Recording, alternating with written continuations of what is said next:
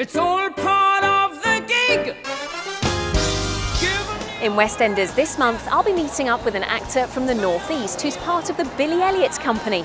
I'll also be meeting with Rob Casey, who's the Deputy Head of Lighting here. But how did they get started?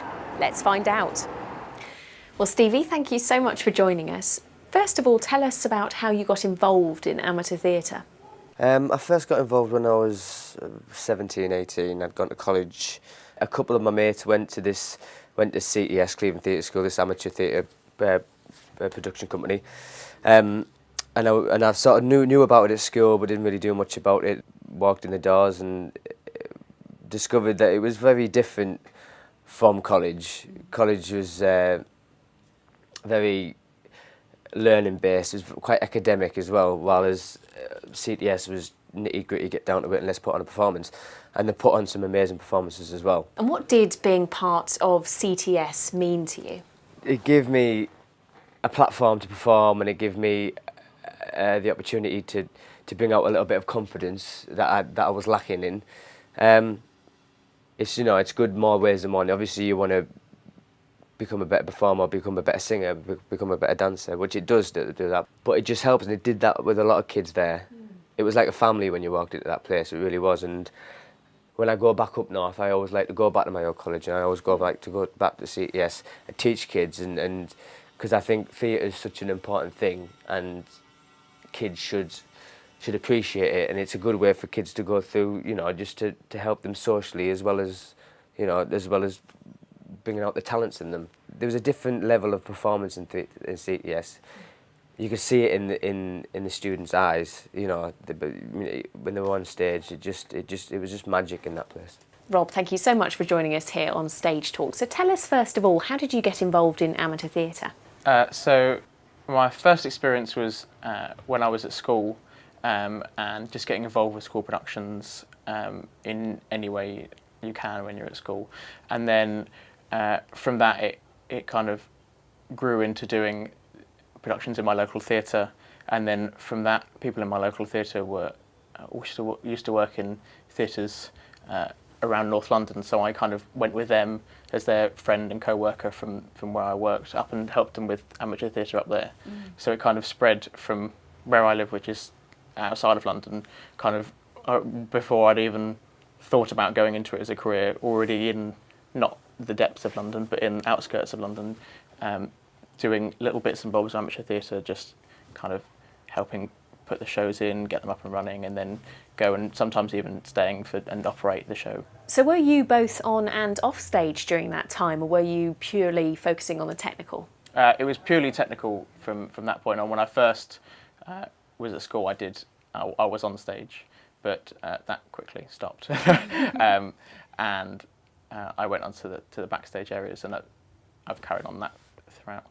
So were you tied to any one particular society at that time? No, well, there was quite a lot of societies that around the North London area that are all kind of friends with each other, and kind of everyone, there's like a backstage team that help out all of them. So I was kind of involved with that. Take us from your time at CTS to working professionally. I had an audition for High School Musical, which I did, which was my first professional job, my first professional audition. Very daunting, it was very scary having to, knowing you were going to actually go out and earn a living. It was very exciting, obviously, because from day one, from CTS and stage school, I've always wanted to be paid for this job. I was like, God, I'm doing this, I'm doing all these hours, I'm not getting paid for it, I just want to get paid for it. And it was nice to actually finally be paid for a job, and it was a great show as well. It was huge at the time, wasn't yes, it? it was massive, and the thousands of kids came to see it. It was at the Hammersmith Apollo, which is a huge theatre. And you could feel the breath off the kids when you were performing. Honestly, it was just incredible, and the choreography was suited me very, very well, and it was very well directed. Whilst I was at university, and on your second year, you get put on 5 shows as various show roles.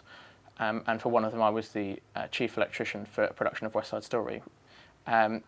And the lighting designer that I was working for at the time, Tim Lutkin, he is an associate to the lighting designer Hugh Vanstone, who's just lit Wizard of Oz Shrek and is Ghost, which is going to the Piccadilly soon. Good guy to know. Yes, exactly. So from that, he saw that I was really keen to get involved with professional theatre, and gave me the opportunity to be the assistant lighting designer for Labette, which was at the Comedy. How do you think that your time in amateur theatre prepared you for that? When I first went to CTS, the choreography was taught very fast, so you had to have the wits about you, and you had to pick it up very quickly, and I wasn't used to that, so I was all over the place, and I got very stressed with myself, and I beat myself up a bit, but it was all learning for me. And now when I go for auditions now, you don't know when you're walking into a dance audition what it's going to be like, whether it's going to be taught to you quick or fast, or if it's easier choreography or hard choreography. But if it's hard and it's fast, I thank CTS for it, because the choreography that was there was very sharp, fast, and taught quickly.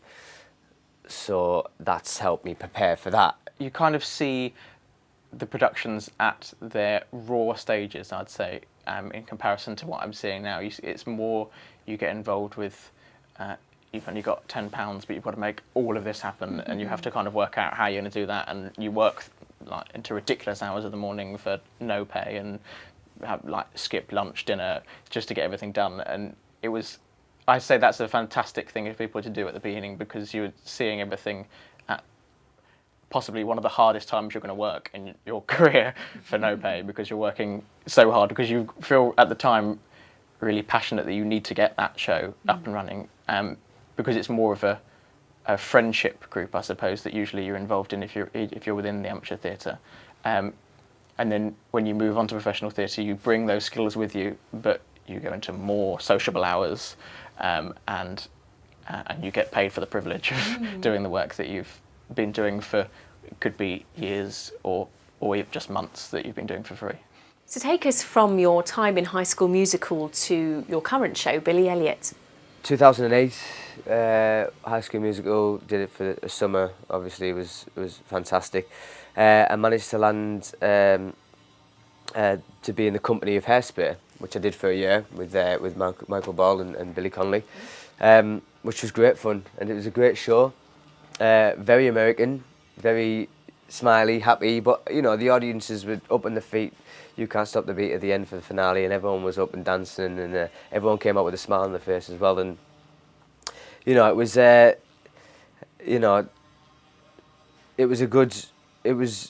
good stepping stones. It was all from CTS to right through to Hairspray. It was all learning, and I'm still learning now. I'm still a young lad, so yeah. Then obviously a year of that, and then I was very happy to land a job in Billy Elliot. Take me up and hold me gently, raise me up and hold me high through the night. Under darkness will come a day when we will fly. So tell us more about your role in Billy Elliot. Well, I cover Tony, who's Billy Elliot's older brother. Very black and white man. He's all for the community and for the strike, and obviously with him losing his mum, his dad's, he can't quite cope at the minute, and he's not really doing the job that he should be doing as a father. So he started to slip a bit, and he's a great character to play, and this is one of the reasons why I've stayed on for a second year now, and into my second year now, because I love the musical. It's so real, it's so gritty, it talks to everyone, and I love the role, because the role is it suits me perfectly, and it's very enjoyable to play.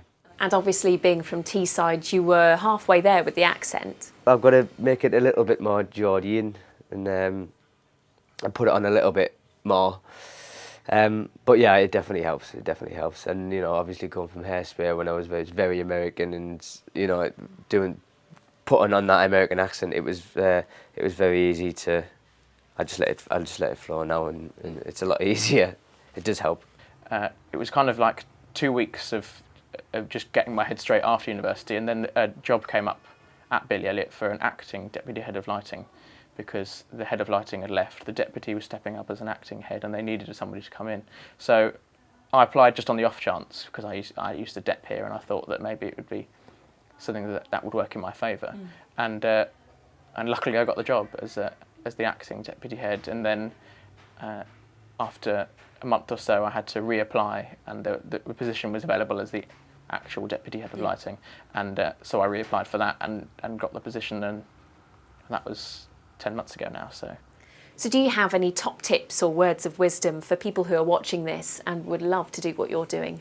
You've got to be prepared for knockbacks. You've got to be prepared to not be given the opportunities that you'd like, but you've got to be strong enough to pick yourself up and keep on rolling with it, because you will get knocked back. But if you love it and you've got a passion for it, then there's no one stopping you from going out there and giving it a right good go. So just enjoy it, yeah. Above all, enjoy it. So what's next for you? Is there a particular role that you've got your eye on? I'm actually waiting on Oliver at the minute, which is quite exciting for UK tour, so I'm waiting for a phone call any minute for that. But Jersey Boys is definitely a big one up there that I'd like to do. I love that show, yeah, it's a great show. Wicked, I'd like to be a part of, and there's new ones coming every year as well. There's a lot of ones coming up from Broadway, so it's nice that there's a bit of a rotation, because there's not a lot that stand out for me at the minute. But again, I'm not worried too much.